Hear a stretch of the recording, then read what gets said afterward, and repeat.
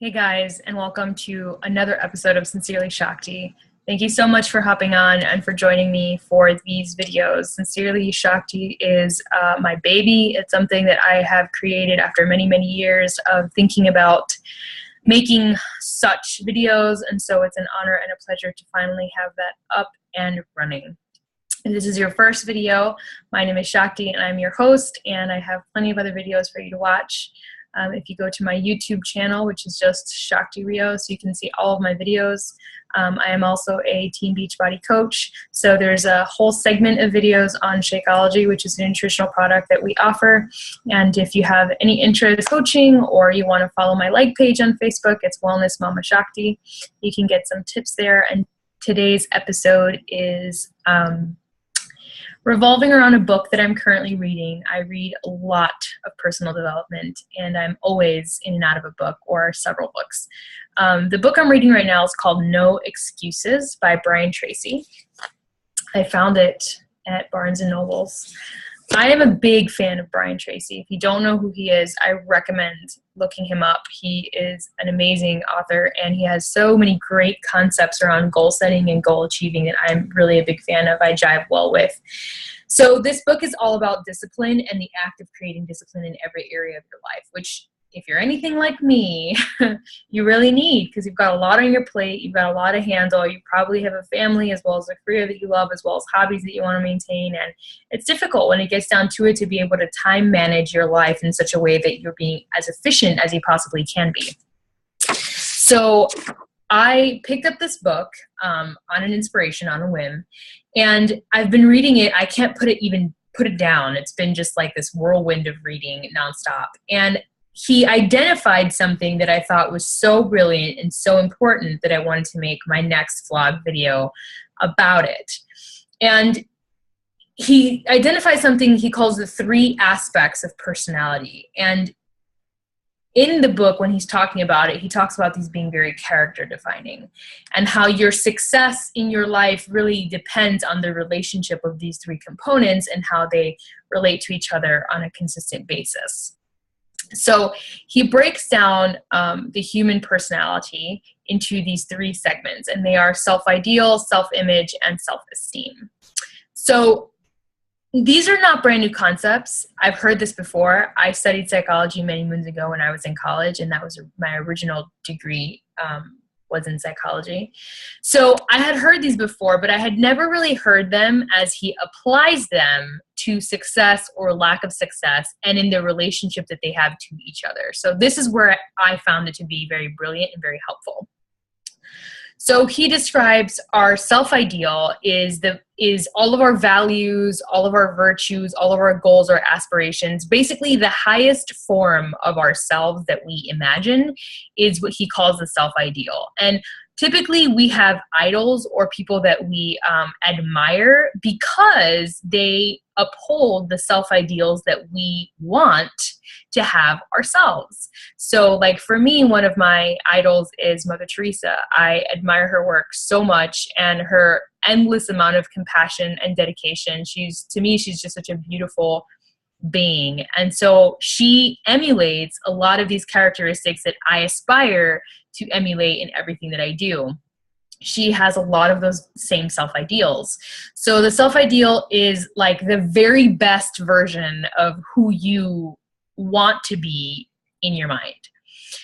And then the second part is self-image, right? So self-image is how we see and think about ourselves. And the thing about self-image is that it affects our behavior. So how we tend to see ourselves, how we tend to think of ourselves is how we tend to behave or show up in the world. If we do not have a very high opinion of who we are, if we don't really see ourselves as a confident person, if we see ourselves as shy and intimidated and uncertain or, wishy-washy, that's how we tend to show up in our life. If we see ourselves as empowered and connected and centered and clear, then that's how we tend to show up in our lives.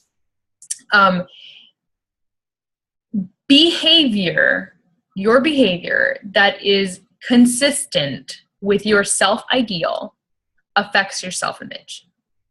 So when you behave in a way that is in alignment with the highest version of yourself that you imagine, your self-image improves.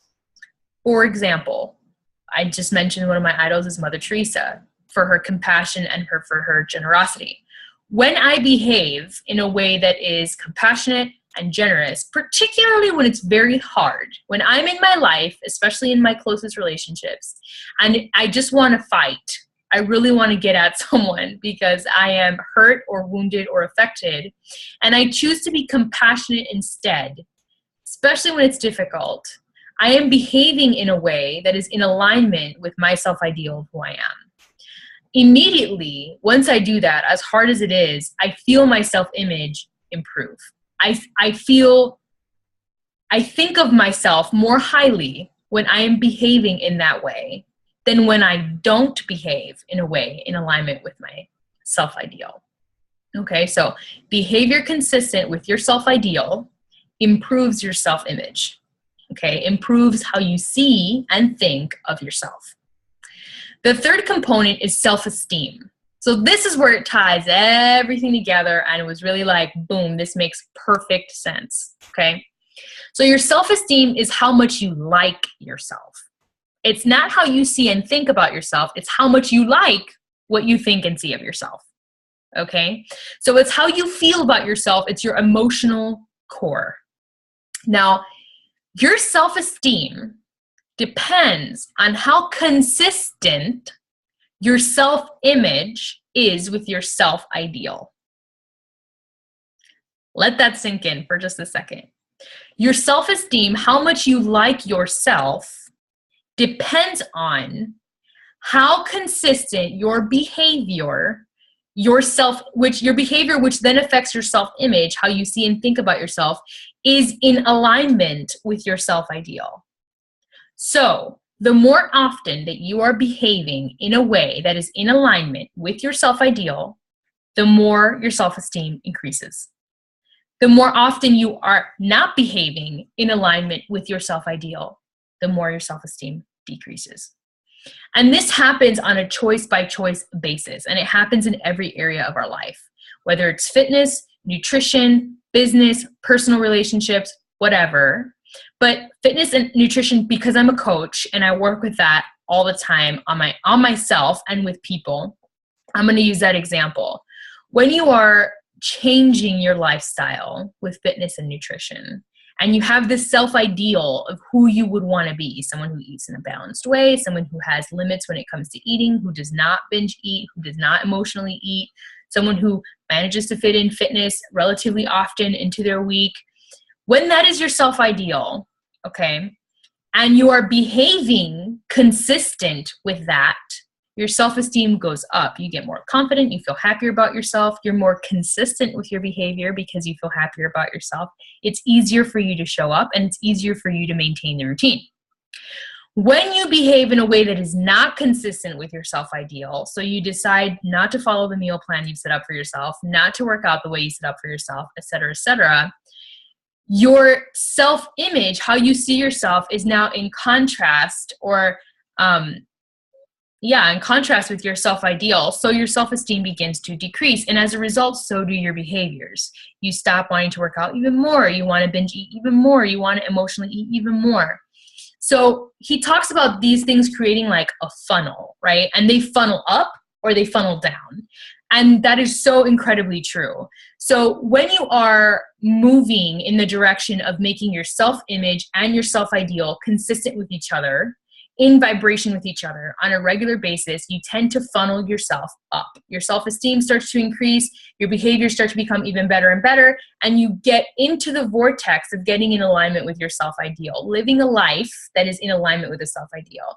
And as a result, you start attracting things to you that are in the same vibration or frequency of the self-ideal, okay, of the kind of life that you ideally want for yourself. Now, if you are not behaving in a way that's consistent with your self-ideal, okay, and you're consistently not behaving in that same way, your self-esteem begins to decrease and you start to funnel down. You start to feel more and more badly about yourself. You start to dislike who you are and who you are becoming more and more. And you start to get further and further away from the things that you would like to manifest in your life, because now the discrepancy in vibration becomes very large. Okay, so this all plays into this law of attraction situation. And I want you to understand something. We all have a self-ideal. If you're sitting watching this video going, well, I don't have a self-ideal, so I guess my self-esteem is not dependent on that. That's not true.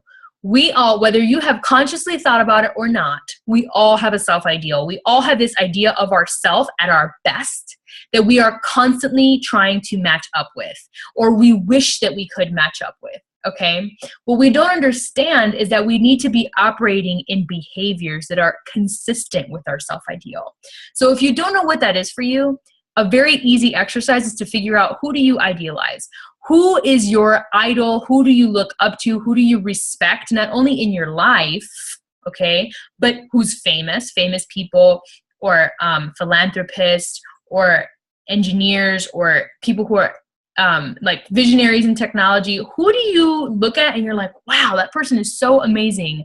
I so admire this and this and this about them. Whatever it is that you admire of that person is part of your self-ideal. There's a reason you admire that, because you want to be that. You want to achieve that in your life. Okay, so make a list of all those qualities that you admire in those people, and then realize that that is your self-ideal. Okay, and then start looking at your self-image. How do you see and how do you think about yourself? And is it in alignment with your self-image? Are your behaviors, are the way that you are behaving in your life lined up with the self-ideal that you just wrote down? If the answer is no, then take a look at your self-esteem and ask yourself, how is your self-esteem doing these days? Because I guarantee you, if you are not consistent between those two, you're probably not doing so hot on the self-esteem. Okay, so this is a very good barometer for you to see where you are in your life and where you need to improve. It's a very simple exercise, and it's not about beating yourself up. It's not about feeling down on yourself. It's about looking at this and saying, okay, this is my self-ideal. This is where I am right now in my self-image. I'm not being very consistent between my self-image and my self-ideal. So how can I change that? What steps can I take right now to get closer, to get more in alignment with my self-ideal? And just by asking yourself that question and taking one or two very simple steps in that direction, your self-esteem will begin to increase. And as that happens, everything else goes up. It's just like this snowball effect. You don't even have to work at getting better. You will naturally. Okay, so I just wanted to take some time to break down those three components and to share that it's been really mind-blowing for me to kind of isolate that from this book and be able to apply that in my life and say, okay, where am I not quite in alignment with the self-ideal that I would like to be or live in my life? And to then use that as kind of like a regroup point so that I can move forward in my life closer to behaving in alignment with my self-ideal. I know I'm not the only one, who is amazed by that realization. If you're watching this video and you're like, man, I've got some serious work to do, don't get discouraged. Don't decide that you're just going to hop off a cliff with it. Just reassess and move forward in a new direction. This idea that we've messed up or that we've failed or it's too late to start over is what keeps us stuck and trapped. I want you to throw away this idea that you failed, that something's wrong with you, that you're never going to be able to get back on the horse. Just get rid of it. I don't care how old you are. I don't care what age you are, what race you are, what state, country, world you're living in. It's never too late to start over. Your entire world begins and ends in your mind. The more control, the more education, the more fuel you give it in a positive direction, the better you're going to feel about your life, the more positive your life outcome is going to be. Okay? So take this video. Once again, I invite you to watch my other videos. You can visit my blog, which is sincerelyshakti.blogspot.com, or if you haven't visited my YouTube channel, it's just Shakti Rios, or you can find me on Facebook. My like page is Wellness Mama Shakti. I talk a lot about fitness and nutrition there. I'm really passionate about how fitness and nutrition have changed my life and how they've improved my self-image and my self-esteem as I've come closer to being in alignment with my self-ideal through those avenues. Thank you so much for hopping on. Have a great day. Sincerely, Shakti.